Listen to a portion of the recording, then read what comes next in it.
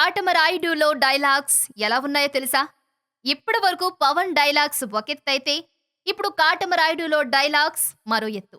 పవన్ మాటలోని వెటకారం, ఆయన డైలాగుల్లో పంచ్ పవరే సినిమాలకు హైలైట్. పవన్ కళ్యాణ్ ఒక్క డైలాగ్ చెబితే చాలు క్లాప్స్, విజిల్స్. థియేటర్ మారుమోగిపోతుంది. ఇప్పుడు 'కాటమరాయుడు' సినిమాలో డైలాగ్స్ రాయలసీమ యాసలో అద్దిరిపోతున్నాయట.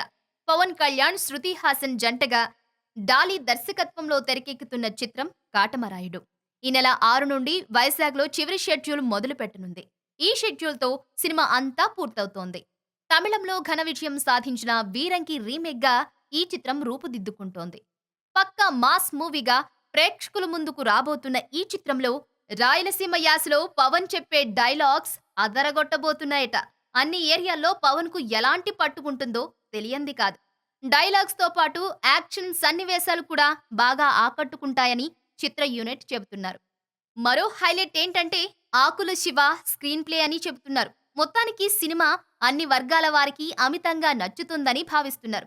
శరత్ మరార్ నిర్మిస్తున్న ఈ చిత్రానికి అనూప్ రూబెన్స్ సంగీతం అందిస్తున్నాడు.